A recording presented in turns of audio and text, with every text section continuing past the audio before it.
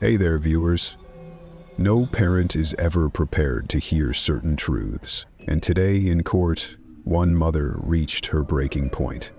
As the details of what Diddy allegedly did to her daughter were revealed, she collapsed in the middle of the courtroom.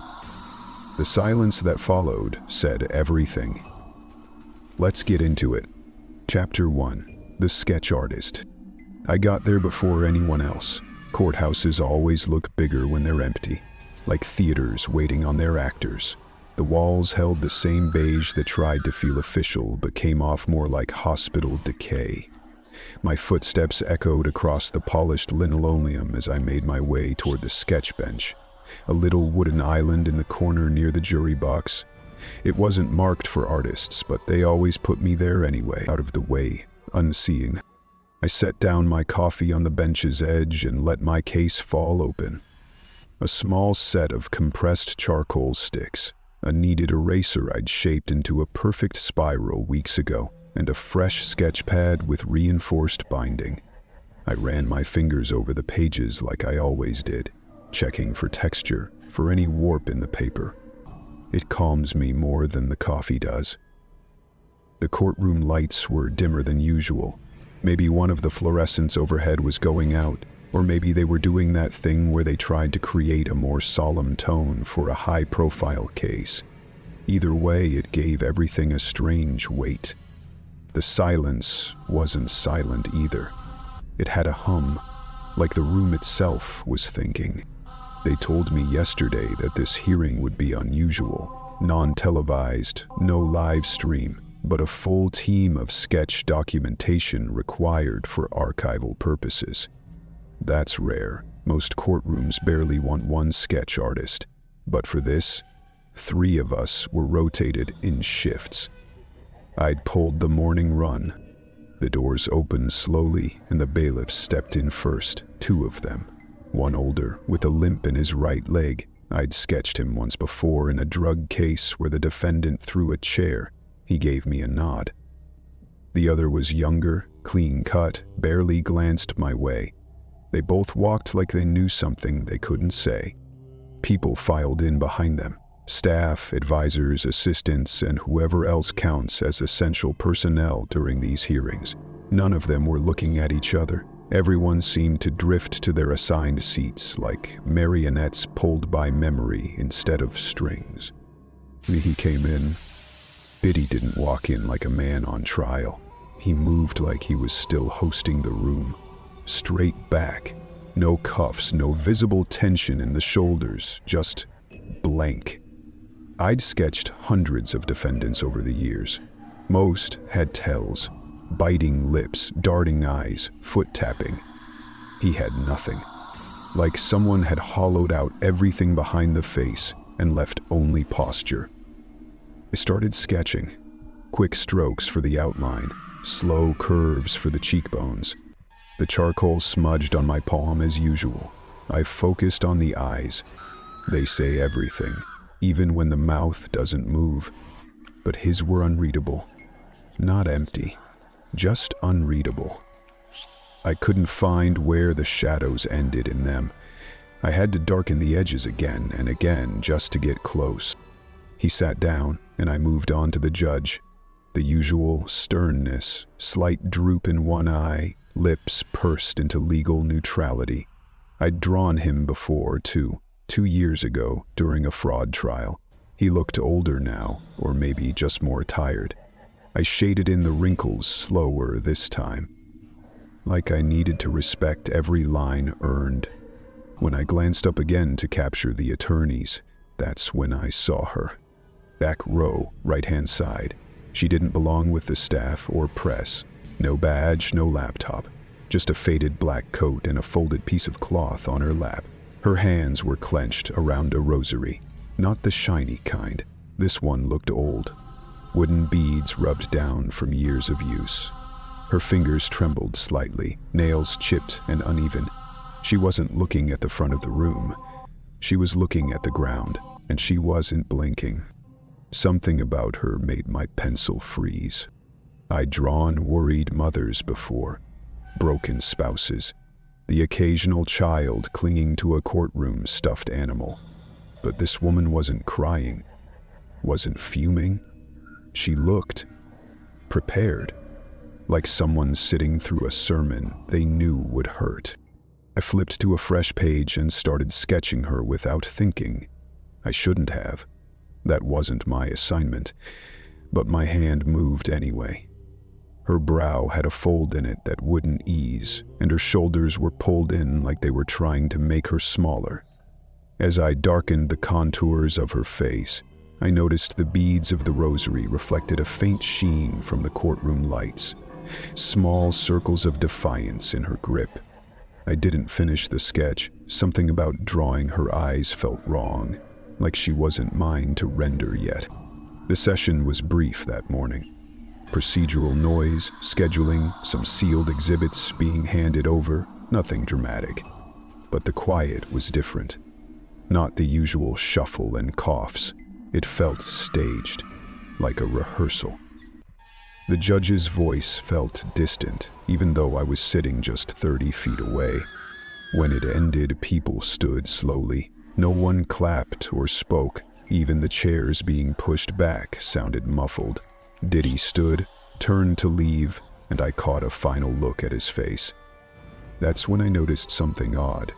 My original sketch, just 30 minutes old, looked different. His face was starting to blur, not smudge, blur. The features I'd carefully outlined were fading at the edges, and the shading under the jawline had deepened, like someone added a second coat of shadow while I wasn't looking. I rubbed my fingers against the charcoal, but it hadn't moved. It was fixed in place, and yet it looked changed. I closed the sketchbook and blamed the lighting. Outside the courtroom, I washed my hands and tried to scrub the charcoal stains off my skin.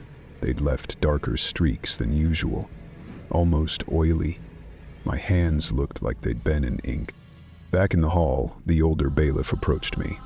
Same limp. He waited until I finished packing up before speaking. "You sketched her, didn't you?" he asked. "Made it." I blinked. "Who?" He nodded toward the courtroom door. "Back row. Woman with the rosary." I hesitated, unsure if I should answer. "Yeah, I think so." "She wasn't on the list," he said, lowering his voice.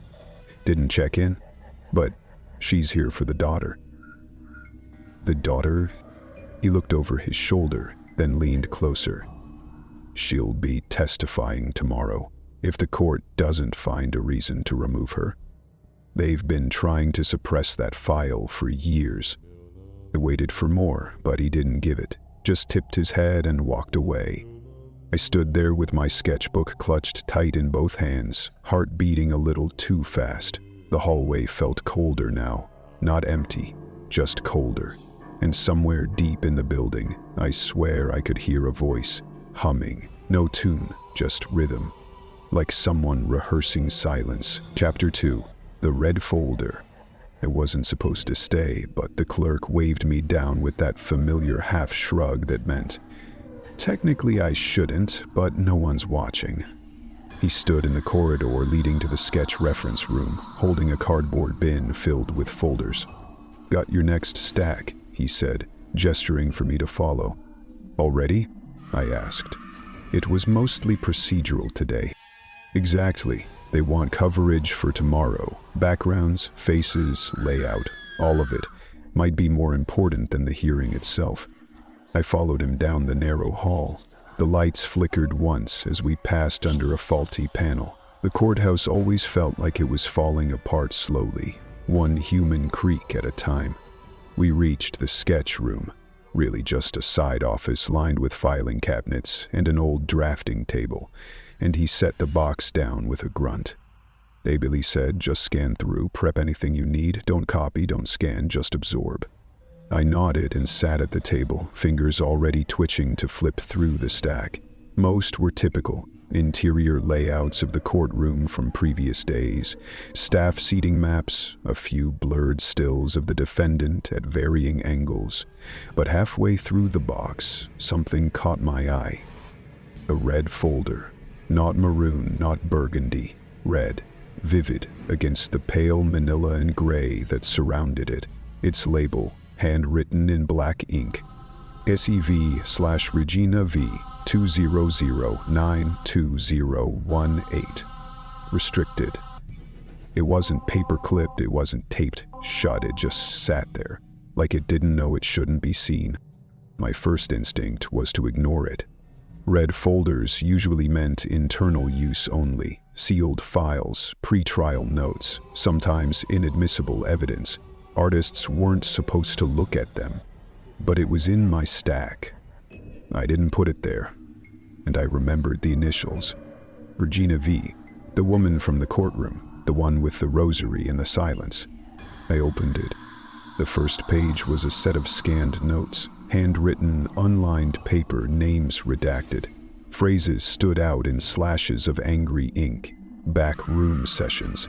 He said it was rehearsal. Bruises shaped like crosses. The next few pages were photo stills, grainy, poor lighting, clearly surveillance captures. One showed the side of a woman's thigh, 3 long darkened lines, half faded, running parallel. Another showed a back bent forward, the shoulder blades exposed under dim light, a contusion blooming in the shape of a semicircle. The timestamps read 2013, 2015, 2016, none of which matched the official years listed for current testimony. And one image showed a hallway, empty, with a visible smear on the wall. Dark, long, like someone had tried to hold on while being dragged. I turned the page and found what looked like a scanned diary entry. Childish handwriting, the kind that slants too hard left as if afraid to take up space. Most of it had been blacked out by marker, but a few lines remained. I was told the bruises were from practicing too hard. Rose said, "Sometimes you cry when you become better." She watched. She didn't blink. I pushed the folder away slightly, heart starting to race. I didn't want to turn another page, but I did. Next was a single transcript page. Legal formatting, thick margins. At the top, 2015/Witness A. The dialogue was clipped, disjointed. Interviewer: "Did you tell anyone after it happened?" Witness: "I told my mother. She said she would handle it." Interviewer: "And then?" Witness: "I was sent away." Interviewer: "Why?" Witness: "Because the lawyers said I needed time to think about what I remembered." A handwritten note in the margin read, "Private settlement threatened. Reclassification pending." Another note below it, "Mother intervened. Removed from witness list. Relocated for 6 months. No record kept." My hand was trembling. Beneath the transcript, tucked behind a protective sleeve, was a sealed envelope. Off-white, paper yellowed slightly with age. In looping handwriting it said, "Do not open until called to stand. R.V." I set the folder down and pushed away from the table. The room suddenly felt too quiet. I could hear the vents whirring faintly overhead, the low creak of the chair beneath me. I stared at the closed folder for what felt like minutes until the red began to throb in my vision. I closed it, slid it back into the box, didn't label it, didn't even mark where it sat. I just needed it out of my hands. But as I stood there, trying to shake the images from my mind, I saw her again in my head. The woman in the courtroom. The way she sat, the way her fingers curled around that rosary. Like it wasn't for prayer. It was for remembering. RV? Regina Ventura. I leaned against the back of the chair, chest tight, thoughts racing. That name wasn't on the official docket. She wasn't even supposed to be in the courtroom. But the things in that folder, they weren't old rumors. They weren't vague. They were documented, labeled, time-stamped, and still never mentioned. I let myself sink to the floor beside the sketch bench, breathing shallow. My fingertips still smelled like the charcoal from earlier. But I couldn't shake the feeling that the dust was heavier now, like it had absorbed something. I don't know how long I sat there before I opened my sketchbook again. I turned past the courtroom sketches, past Diddy's distorted face, past the unfinished outlines of the judge and background attendees. I flipped to a blank page and began drawing her again, Regina. But this time I didn't stop at the outline. I shaded in her hands first, tight fists, bones prominent. Then her coat, wrinkled from time and tension. Her face came last, not the eyes, just the mouth, the furrowed brow, the curve of her cheek that seemed permanently drawn downward. Then I did something I hadn't done since I was a child. I let the charcoal streak. I took a fresh piece and pressed it over the edge of her jaw, dragging downward slowly, like a tear, but heavier. I did it again and again until the marks on her face looked like they'd bled from the paper itself. And as I stared at what I'd made, my hands shaking, my heart screaming silent questions, a memory came back so fast it made me dizzy. I was 9. My mother had locked herself in the bathroom for hours. When she came out, her lip was split and her cheekbone was turning purple. She said she'd fallen. But I'd seen the belt in the hallway, the metal buckle still warm. That night, when she fell asleep on the couch, I took my crayons and drew her. I didn't know why. I just needed to understand what pain looked like when it had a face. And now here I was again, drawing the same woman, different name, same silence. My hand trembled over the sketch. For the first time since I'd started this job, I wasn't sure I should keep going. But I knew I would. Because somewhere in that red folder, between the bruises and the silences, was something I wasn't supposed to see. And I had already seen it. Chapter 3. What the Bailiff Heard. I've worked courtrooms 23 years and I can tell you this, people don't crack because they're guilty. They crack because they're about to remember something they promised themselves they'd forget. That's what I was thinking this morning, watching the usual security shuffle begin. Badges scanned, bags checked, protocols barked like rehearsed lines in an old stage play. I stood in my usual spot outside holding room 3, leaning slightly against the corner of the doorway, one foot aching from an old marine fracture that still flares when the weather dips. I've stood post at this particular room dozens of times over the years, but lately, something's different. The air in there has gone wrong. I can't explain it medically. It's not the smell, not mildew or damp or any real stench, but a heaviness, like the oxygen's been pulled halfway out. Some officers joke it's just poor ventilation. One even said the ceiling was sealed with outdated foam. But I know better. You don't get nosebleeds from bad foam. And you sure as hell don't get voices repeating lines like they're stuck in some broken loop. It started 2 days ago. A woman testifying on day 1 went quiet halfway through her pre-appearance prep. I was outside the room, like always, and heard her murmuring to herself. At first, I thought she was on the phone, but when I peeked through the slit in the window, I saw her sitting alone, hands flat on the table, eyes closed, whispering something I couldn't fully hear. When the officer opened the door to bring her out, she jerked violently, like someone had grabbed her from behind. She wouldn't speak for almost 5 minutes afterward. Not to the legal team, not to the nurse, nothing. She just kept tapping the table with her ring finger once every 2 seconds. Tap, tap, tap, until she was dismissed and escorted out of the building. Later that day, a younger male witness, looked barely 20, came out of holding room 3, pale and shaking. When asked if he was ready to testify, he vomited into the trash can and begged to be excused. I helped clean it up myself. Then I found the phrase he'd scribbled on the inside wall using a lipstick tube from the staff bathroom. The lights never turned off. Nobody asked who gave him the lipstick. Yesterday, a technician who was brought in to check the recording setup refused to go back in after 5 minutes. She claimed her ears rang the entire time. Said the walls felt soft. Her word, soft. I tried to report the patterns, The witnesses collapsing, the repeating phrases, the weird energy pulsing through the floor like heat trapped underground. But my supervisor barely looked up from her clipboard. "We're not paid to interpret, Howard," she said, scribbling notes without missing a beat. "Just to move the bodies through the door. That's been the rule forever. Keep it running, keep it clean, keep it quiet." But today, Regina Ventura was in holding room 3. I recognized her immediately. She wasn't on the original intake list, which meant someone either added her last minute or she showed up uninvited. But no one questioned her credentials. The moment she arrived, the doors opened.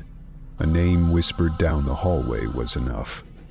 Not official protocol, but for some people, the room opens anyway. She stepped into the holding area without hesitation. No panic, no tears. Just that same deep, haunted silence I'd seen on her face in the courtroom. I positioned myself by the window again. I don't always eavesdrop, but something about her made it feel necessary. Protective, even. At first, she just sat there, clutching a rosary like I'd seen before, thumb rolling over each bead without moving her lips. Then she started speaking. Not to anyone, just speaking. To the wall, or to herself, or maybe to something I couldn't see.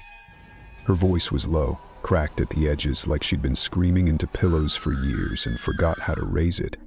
"Turain said she was the light," she murmured. Then he said light needed bruising to stay warm. She repeated it, again, louder, then quieter.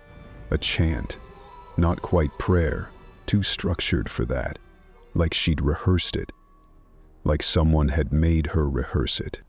I felt my spine go rigid. Something about the way she said the words didn't feel like confession. It felt like performance. Like she'd been assigned a script that only made sense in a room like this. I tried to record it on my phone out of habit more than instruction, but the audio was static, just a faint hum and the sound of my own breathing. 15 minutes later, it was time to escort her to the stand. When I opened the door, she didn't flinch, didn't blink.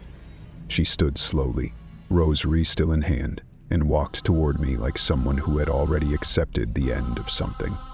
As she passed me, she did something no one ever does. She grabbed my wrist.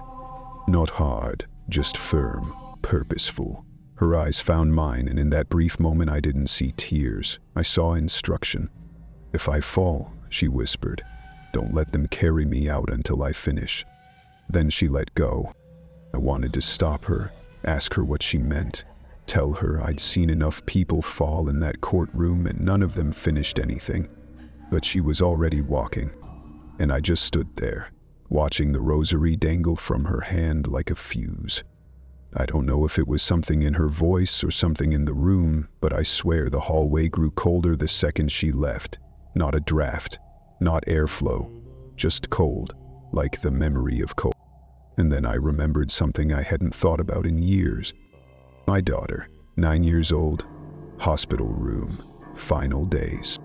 The way she looked at me in that last hour, not with fear, with understanding, like she knew I couldn't change anything and she forgave me for it. The silence in her room was the same as this hallway, not absence of noise, presence of something unspeakable. And Regina walked into it willingly, maybe because someone had to. Maybe because the light really had been bruised. But I knew one thing as I watched her disappear down the corridor. This wasn't just testimony. This was a performance built on pain, and she intended to finish the scene. What was said on the stand? The bench felt colder than usual, like someone had left a freezer open behind my back. My sketchbook was open in my lap, a blank page ready, but my fingers hovered inches above it, unable to touch the paper. I could hear the soft rustling of clothing as people settled into their seats, the occasional throat clear, the dry clicking of a water bottle cap being twisted open and shut by someone too nervous to drink. Then they called her name, Regina Ventura. No title, no relation stated, just her name, spoken softly by the court officer standing near the front, as if unsure whether saying it too loudly might break something. She stepped forward slowly, rosary still in hand, coat hanging off one shoulder like it had forgotten how to fit her. The moment she entered the light at the front of the courtroom, the energy changed. You could feel it, a hush that wasn't just quiet. It was anticipatory. The kind of silence people carry before a storm. I began sketching, automatically. I didn't want to think. I let my hand move, outlined the angle of her jaw, the downward fold of her brow, the strain in her lips as she adjusted the microphone without a word. Her hair was pulled back today, tighter than before, the kind of tight that means you wanted something to stay in place, even when the rest of you was falling apart. "I'm here because my daughter can't be," she said. No objection, no interruption, just those words and the sound of my pencil scratching across the paper, louder in my ears than anything else. "She started young," Regina continued, her voice steady. "Music was her sanctuary. She sang to herself before she spoke full sentences. By 12, she was recording songs on a cassette deck in our garage." I sketched her mouth as she spoke. Her voice was deeper than I expected. Tired, yes, but textured, like gravel polished by years of forced composure. By 16, she was performing at showcases. 18, she got noticed. He noticed her. She never said his name. Not yet, but everyone knew. Offered her a life. Glamour. Travel. Security. I didn't know the cost. Her hands tightened around the microphone. The rosary dangled over her knuckles. I added a faint shading to it, black beads like wounds suspended in time. She came home less and less. Then she stopped coming home at all. When she did show up, 3 years in, she had circles under her eyes, bruises on her inner arms. She didn't sleep. She didn't eat. She didn't answer when I asked if someone had touched her. I paused my sketch. She said, "He has tapes. He has names. If I leave, he'll rewind everything." My hand slipped. Charcoal broke against the page. I reached for another stick, without looking up. Regina took a breath, shallow, controlled. I begged her to leave. I offered her money, help, shelter. She looked at me like I didn't understand how cages work. I could hear someone sobbing behind me, quiet, muffled, but not from Regina. A juror, maybe, or a clerk, or someone who thought they were prepared for this and now realized they weren't. Then came the night he called me, Regina said. Said she was having a breakdown. Told me to come to a penthouse in Manhattan. No details, just hurry. I looked up, unable not to. Her voice didn't crack when she said it. That was what made it worse. When I arrived, I found her in a glass room. A literal glass room. She was seated on a stool, not moving, eyes open but gone. Her clothes were soaked through like she'd been doused with water. Her voice dipped, almost a whisper. Was standing outside, watching through the glass, holding a phone in one hand and a drink in the other. He looked at me and said, She closed her eyes. "Say nothing, or I'll rewind it until you do." The words echoed. You could feel them stick to the walls. A few people in the gallery gasped aloud. I dropped my pencil, fingers numb. The judge didn't interrupt. Neither did the defense. No one moved. Regina's hand trembled, the rosary twitching in her palm like it wanted to escape. She got up once, Regina said. One night, ran out the back of a rehearsal, said she couldn't take the loop anymore. "The loop?" someone asked. She said the music never stopped, even when she slept. Regina's voice lifted, cracking now. She said the walls whispered to her, that the cameras blinked in rhythm, that when she screamed, it synced to a track they played back in reverse. She looked at the judge, straight at him. "You think this was about music?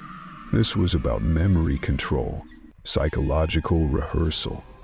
She wasn't allowed to forget what he did. She was made to remember it perfectly.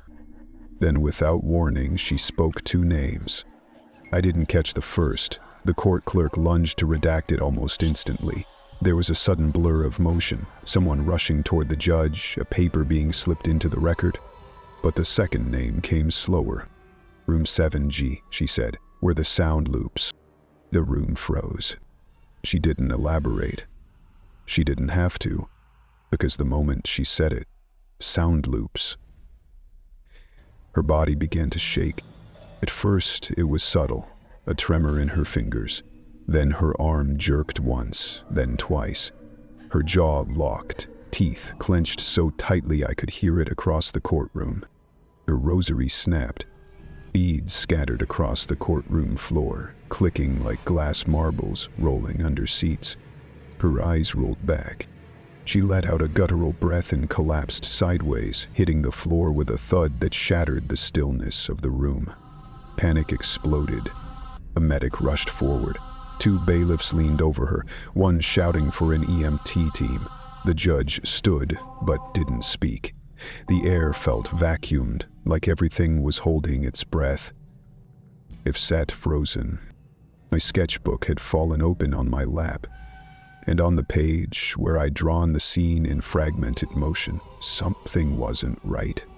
Everyone in the courtroom, from the clerks to the jury to the judge and witnesses, all of them were smudged, their features blurred, erased by my charcoal streaks, or absent altogether. All except one, Diddy. His face was perfectly clear, sharper than I'd drawn it, as if someone else had filled in the details while I wasn't looking. His eyes stared directly out of the page. Nodded Regina. At me. Chapter 5. What she drew. I didn't go home. They wheeled her out of the courtroom with wires dangling from her wrist and a blanket tossed over her legs like she'd already been buried in something. I watched them move her down the hall with sterile efficiency, the medic shouting vitals, the bailiff nodding without emotion. But I stayed on the bench, fingers locked around my sketchbook like it was the only warm thing left in the building. No one told me to leave. I don't even think they saw me. I ended up in the courthouse cafe downstairs. The night staff barely glanced at me when I ordered black coffee and a blueberry muffin. I didn't touch. I took the corner booth, the one under the flickering light, and opened my sketchbook. Page by page, I examined them. The early sketches of Regina were soft, sad. Her hands curled around the rosary, her head tilted slightly toward her shoulder.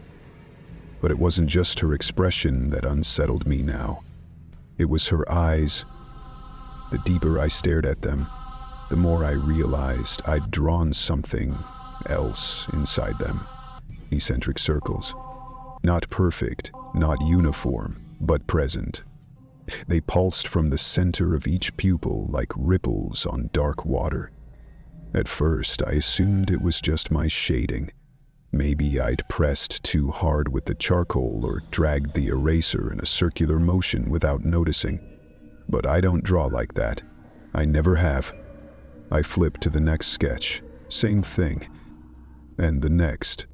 Every sketch of her face in the hour before her collapse had those rings. They grew denser with each drawing, almost vibrating off the page. I tilted the book under the cafe light, and for a brief second, they looked like they were moving. I slammed the book shut. My heart was racing. Not out of fear, out of recognition. There are things you see in a courtroom that never make it to the transcript. You learn to live with that.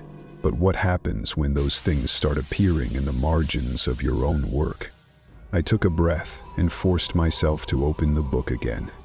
One sketch stood out. I didn't remember drawing it. Regina seated during a sidebar, not facing forward but turned slightly to the left, her shoulder exposed under the collar of her coat. He wrote on her shoulder blade was a small handprint. It was faint, like someone had pressed their fingers in ash and left them there. 4 tiny digits and a thumb smudged near the edge of her blouse, too small to be her own, too deliberate to be random. I touched it with my fingertip. The charcoal flaked slightly. It had been there for hours, pressed into the page like all the others. But I never remembered adding it. A sound broke the silence. A metallic tap against the cafe floor. I looked up. The barista was stacking chairs. They hadn't noticed me hunched in the corner like a patient in the wrong ward. I turned the page back and stared again. The handprint wouldn't leave my mind, not because it was eerie, but because it looked familiar. It matched something I remembered from years ago. I was 13. My mother had come home after vanishing for a weekend. No warning, no explanation. She had a bruise on her wrist and a cut across her cheekbone, held together with a butterfly bandage that she hadn't applied herself. I asked her where she'd gone. She sat me down in the kitchen, held my face in her hands, and said only one thing.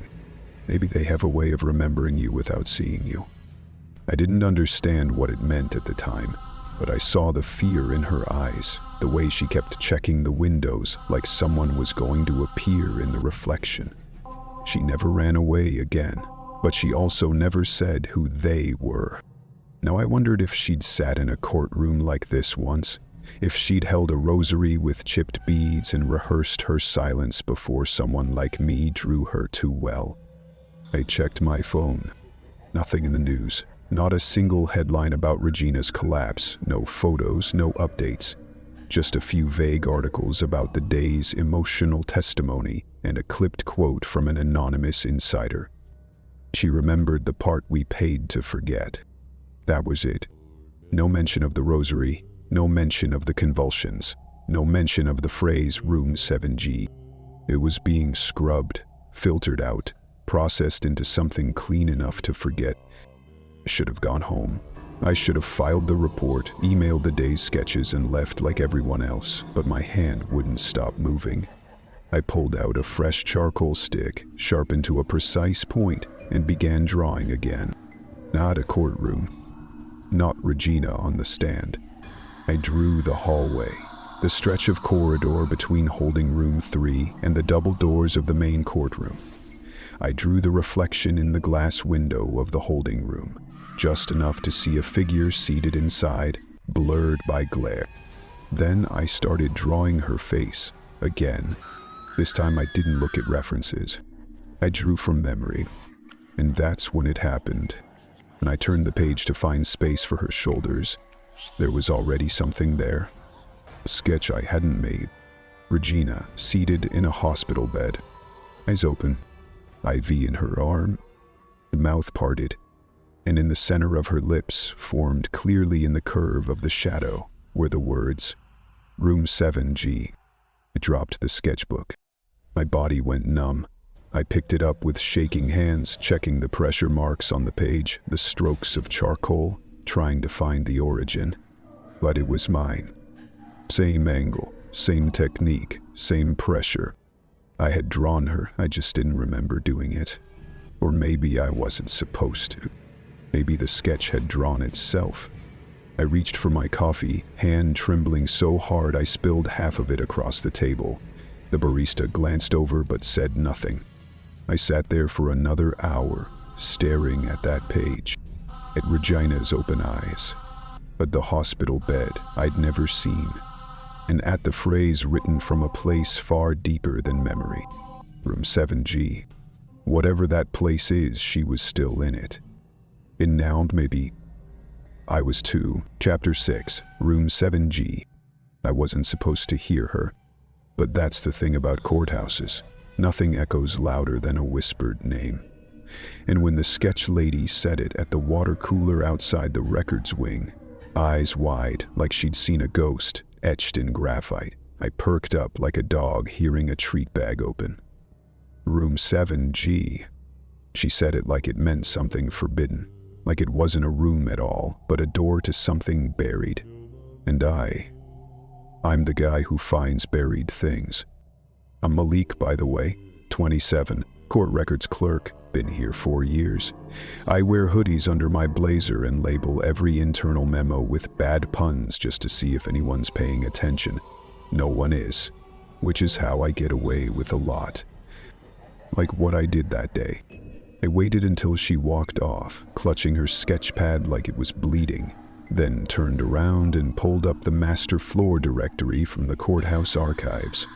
Nothing labeled 7G. In fact, the entire 7th floor was marked storage and systems, access restricted.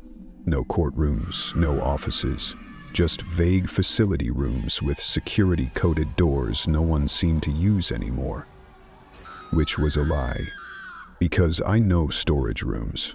I know how they look on blueprints and how they're filed in the system, and I know when something's been relabeled after the fact. The code for 7G had been digitally overlaid, not written into the structure, painted over.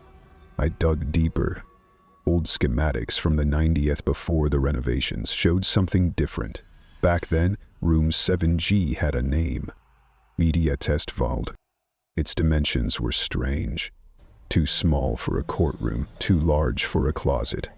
Soundproofed walls, interior two-way glass, built-in looping monitors, and a closed-circuit audio line. Under the notes section, scribbled in faded pen, "See compliance protocols for sound trials." I felt a chill creep up my neck. I clicked into the protocol reference. Most of the documents were locked behind multi-user permissions, but one folder wasn't. Internal memos, 2012 to 2018. The first few emails were dry: equipment logs, repair notices, expense forms for audio calibration technician hours. But then I hit the keyword filter, room 7G and Combs Legal. Everything changed. A thread from 2015, subject line, reminder of room blackout notice. Body. Loop systems must be reset between sessions. Witnesses showing signs of audio imprint carryover. Do not exceed 13-minute cycles. Counsel advised reset procedure using reversed call phrases. Another thread, CASTV memory anomaly flagged. Playback did not align with written statement. Subject attempted to report difference in recollection post-loop.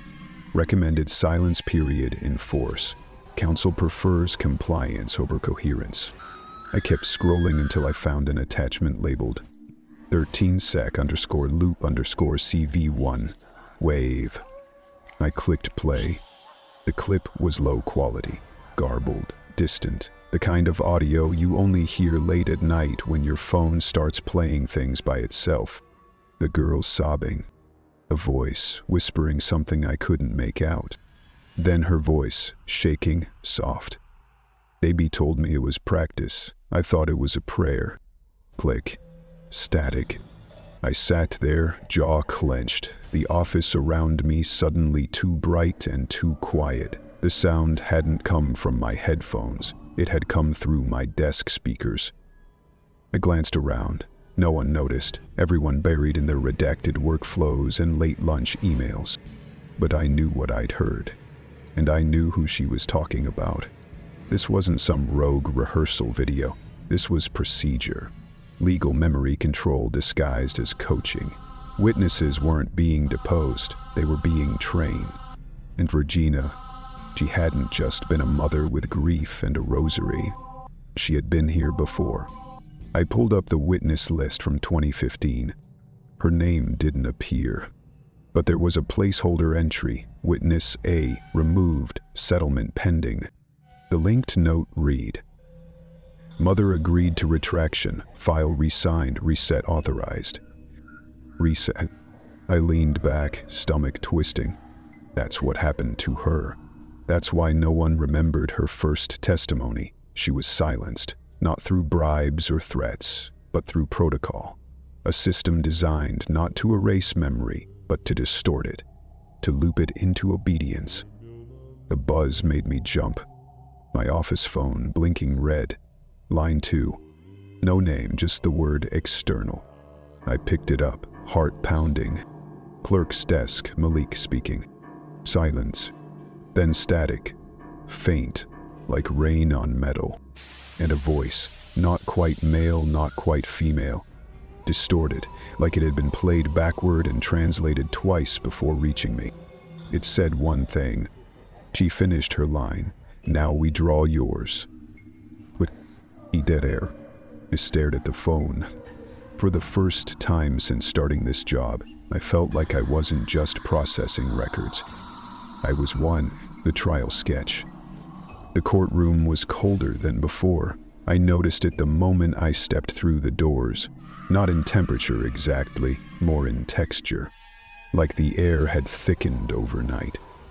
The walls felt closer, the light more yellow than white, like it had passed through something before reaching us. A filter. It was the final day. No cameras, no press, no chatter in the gallery. Just bodies seated neatly in their rows like mannequins waiting for a bell. The judge shuffled papers with more emphasis than necessary, as though it made them real. The attorneys murmured between themselves, heads bowed, lips tight. I kept my head down and walked to the sketch bench. They had told me this morning, flatly, with no ceremony, that I was to complete a final sketch for official records. A wide shot, full room.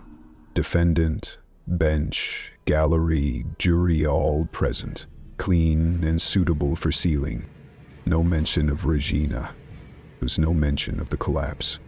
Had called the hospital twice. No update. No name on record.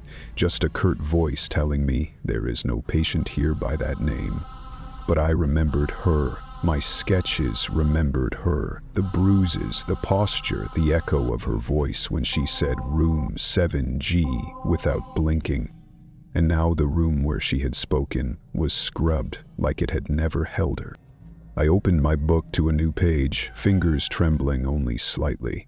My charcoal stick had already been sharpened. I held it to the paper and began sketching, eyes scanning the courtroom. I started with the judge's bench, then the defendant's table. Diddy sat where he always had, body relaxed, hands folded neatly on the table, eyes straight ahead. His face was the same, expressionless, unreadable. But today his stillness was deeper, like he wasn't waiting for a verdict, like he already knew what the end would be. I drew him automatically. I didn't want to, but my hand moved as it always did. Lines forming from muscle memory, pressure sharpening around his mouth, jaw, eyes. I moved on to the gallery. A few familiar faces from earlier days, the stenographer typing slowly, one of the bailiffs watching the exit like someone might sprint through it at any moment. Then something strange happened. My hand drew something I wasn't seeing. I glanced down at the page. In the sketch directly in front of the bench, Regina was standing. She wore the same coat, the same rosary dangled from her hand, but she wasn't collapsed. She wasn't convulsing. She was standing, upright, chin lifted, and she was looking straight at Diddy. I looked up again. No Regina, just an empty witness chair. But my drawing insisted otherwise. And Diddy, on the page, was no longer facing forward. He was turned slightly toward her, expression still unreadable, but his eyes were fixed on the place where she stood. And behind him, on the wall of the courtroom, something written in thick, smudged charcoal strokes I didn't remember adding. Remember the bruise that smiles. The phrase curved slightly across the back panel like a courtroom banner. I stared at the sketch, heart hammering. That phrase, those exact words, had never passed anyone's lips in the room.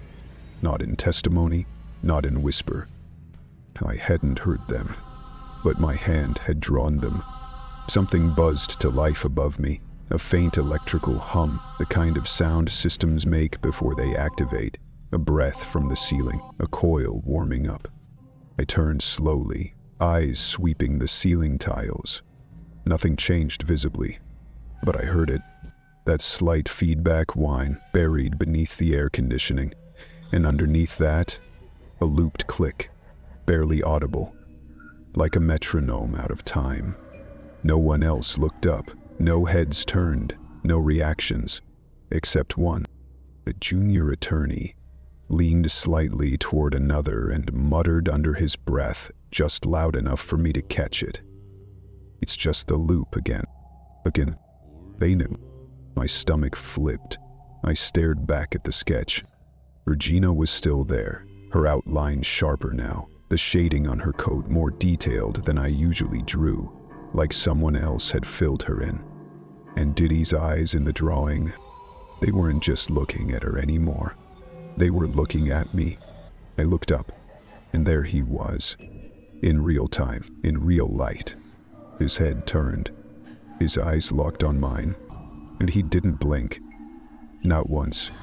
His stare pinned me in place, like he recognized me not from the courtroom but from something deeper, as if we'd shared a moment somewhere else, beneath the courtroom, between the lines. As I held his gaze, my hand moved without my permission.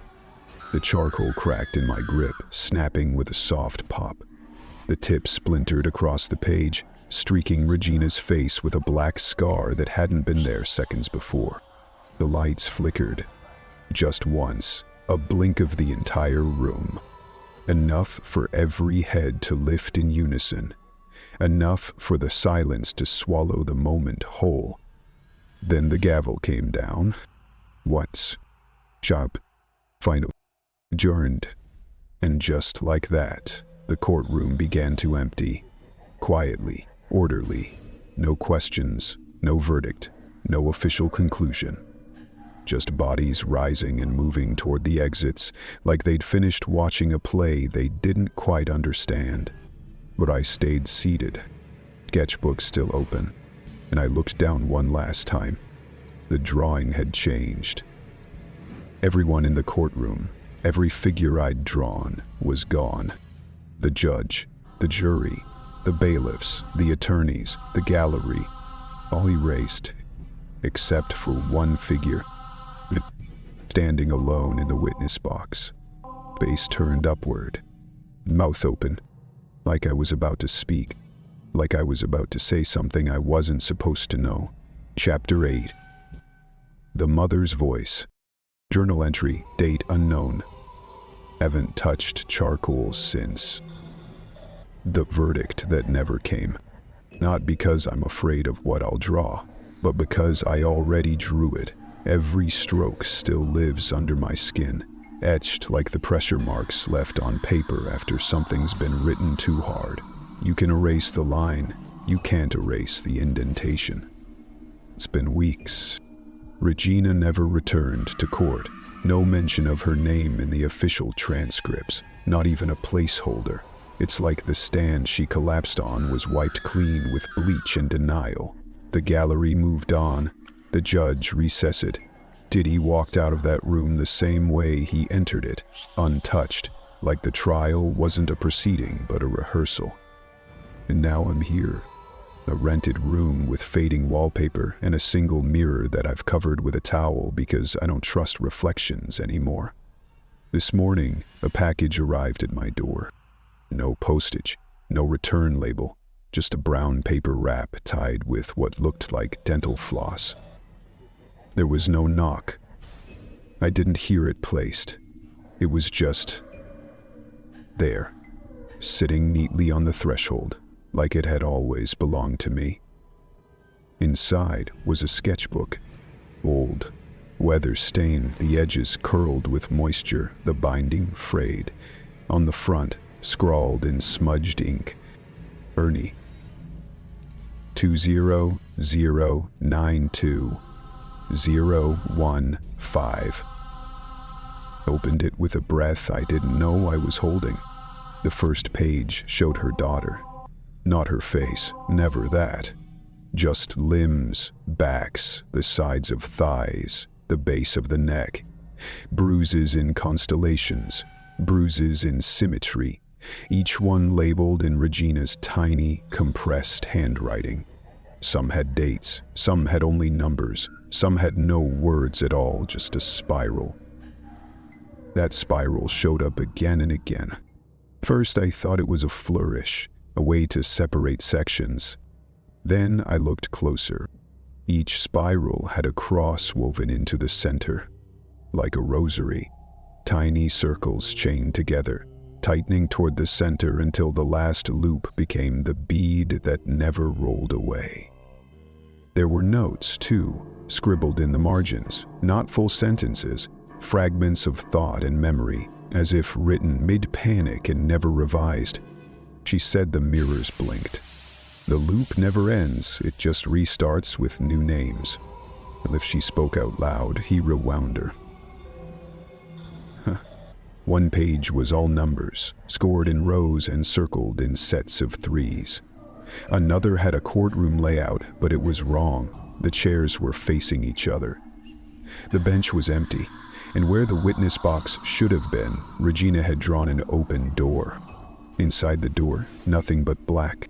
I flipped until the pages ran out, and at the back, folded into the pocket sleeve, was a letter. Handwritten, shaky script. I read it 3 times before I could breathe. Made her perform until silence looked like obedience. The bruises were rehearsals. The applause was compliance. But I kept the sketches, because memory stains. I was told to forget. I was paid to vanish. But I kept the book, because it was mine, not his.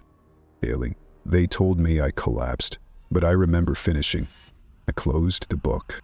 He stood up and turned to the mirror I had covered weeks ago. I lifted the towel slowly. At first, everything looked normal.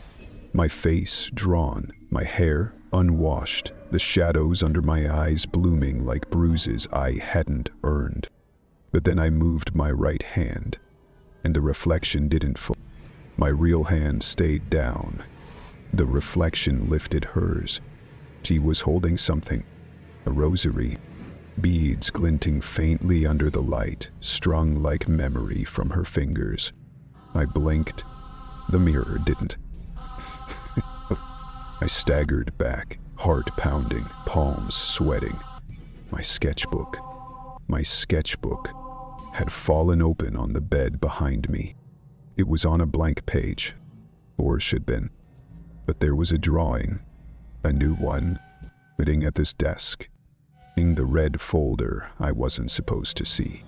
Reaching out, placing charcoal strokes on a paper that already knew what it wanted to become.